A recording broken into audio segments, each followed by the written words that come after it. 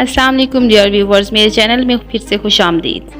آج میں نئے موضوع کے ساتھ حاضر ہوئی ہوں جو کہ ایک انگوٹھی پہ ہے، ایک پراسرار انگوٹھی جو حضرت سلیمان علیہ السلام کے پاس تھی، اور اس انگوٹھی پر اسم اعظم کندہ تھا جس کی وجہ سے تمام مخلوقات آپ کے تابع تھی۔ تو چلتے ہیں ویڈیو کی طرف۔ اس سے پہلے اگر آپ نے میرا چینل سبسکرائب نہیں کیا تو سبسکرائب کر دیجئے تاکہ آپ کو میری اپ کمنگ ویڈیوز ملتی رہیں اور آپ نئی معلومات سے آگاہ رہیں۔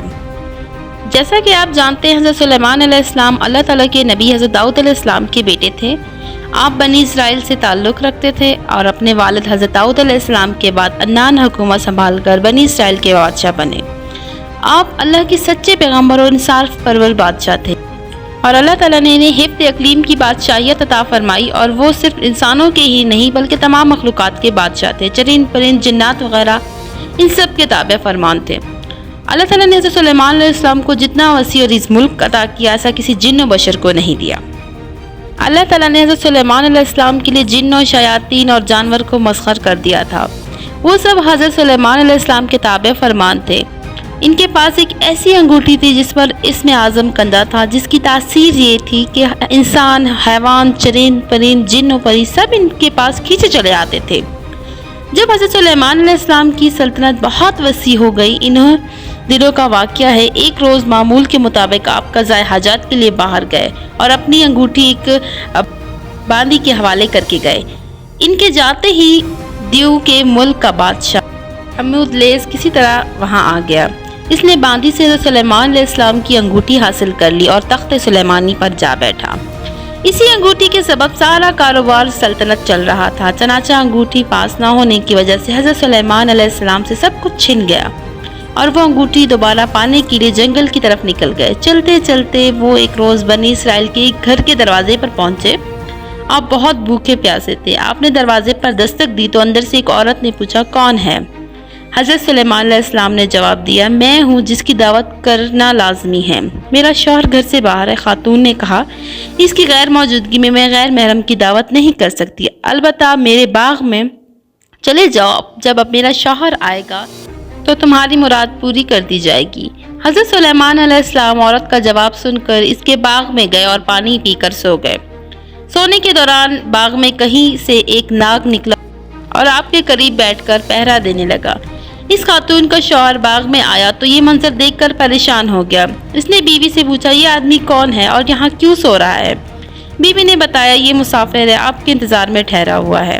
حضرت سلیمان علیہ السلام بیدار ہوئے تو ناگ وہاں سے ہٹ گیا۔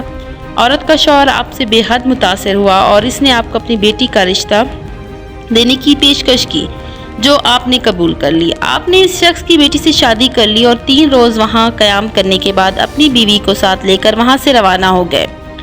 ادھر آپ تخت پر حمودلیس قابض تھا، جو جنات میں سے تھا۔ وہ حضرت سلیمان علیہ السلام کا ہم شکل بن کر تخت پر بیٹھا تھا، مگر جلد ان کی حرکتوں سے لوگوں کو شک ہو گیا کہ وہ حضرت سلیمان علیہ السلام نہیں ہیں۔ چنانچہ انہوں نے اپنا شک دور کرنے کے لیے یہ تدبیر کی کہ حمودلیس کو تورات پڑھ کر سنانے کے لیے کہا۔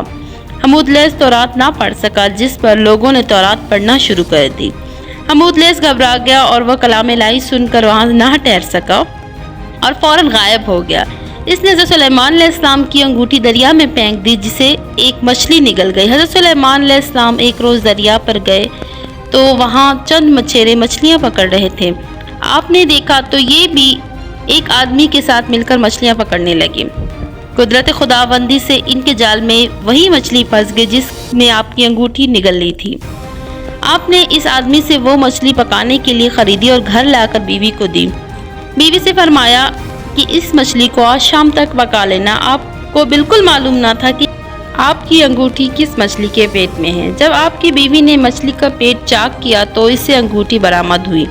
بیوی نے انگوٹھی آپ کو دکھائی تو آپ نے انگوٹھی کو فوراً پہچان کر انگلی میں پہن لیا۔ انگوٹھی حاصل ہوتے ہی آپ کا تخت و تاج آپ کو واپس مل گیا۔ آپ نے اللہ تعالیٰ کا ایک امتحان سمجھا جس میں آپ پورے اترے اور پہلے کی طرح حکومت کرنے لگے۔ تو دوستو، اللہ تعالیٰ دے کر بھی آزماتا ہے اور اللہ تعالیٰ لے کر بھی آزماتا ہے۔